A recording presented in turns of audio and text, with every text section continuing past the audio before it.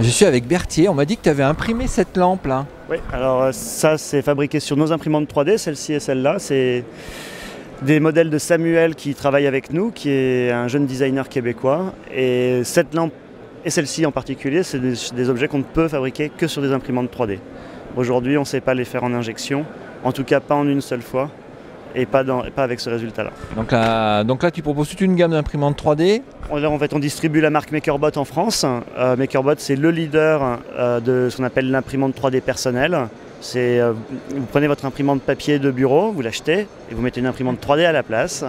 Et vous n'avez plus besoin d'imprimer du papier. Vous pouvez fabriquer, si vous êtes designer, si vous êtes dans la conception d'objets, de produits, achetez-vous une imprimante 3D, ça n'a pas de sens de tirer des plans. Voilà. Ça n'a pas de sens de tirer des plans, autant les voir. Vous savez en 3D, fabriqué en 3D. Ça coûte combien une petite bête comme ça? Alors, ça coûte entre 2200 et 2800 €, avec un an de garantie, avec un service technique de très bonne compétence, avec une grande base de données en français sur la fabrication digitale, sur les techniques de fabrication digitale, un blog, un forum utilisateur. On a un nouveau site web, www.lefabshop.fr. Il est en ligne depuis mardi. Allez-y. Et donc là, il n'y a plus de cartouches à remplir parce que ça coûte cher les cartouches pour les imprimantes papier.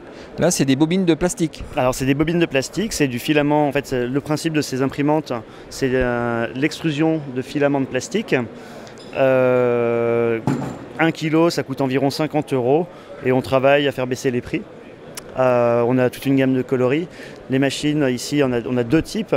Une qui est à gauche, là, qui travaille un plastique qu'on appelle du PLA. Elle utilise un seul filament. La machine de droite utilise 2 filaments. Elle peut faire du PLA, mais en plus, elle peut faire de l'ABS. Et c'est une machine un petit peu plus sophistiquée, plus récente. C'est la première fois qu'on la montre en France aujourd'hui à InnoRobot. Et cette machine qui fabrique de l'ABS, elle peut aussi fabriquer un matériau soluble à l'eau.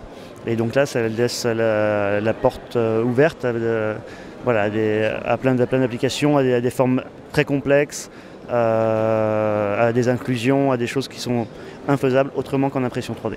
D'accord. Et pourquoi venir sur le salon InnoRobot? D'abord parce que ce sont des robots de fabrication digitale.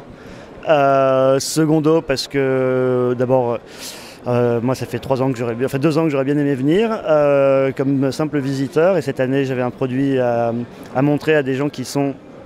Tous nos voisins ici font des pièces sur mesure pour leurs robots, sont dans l'innovation.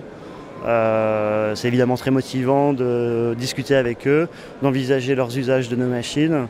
Et je pense que ça fait parfaitement sens de leur proposer nos services, nos machines. Et c'est des gens qui sont dans la haute technologie. Nos machines sont assez technologiques, mais comparé à ce qu'on voit ici, c'est évidemment bien plus simple. Mais voilà, on a vu voir l'enthousiasme des gens qui nous ont accueillis ici.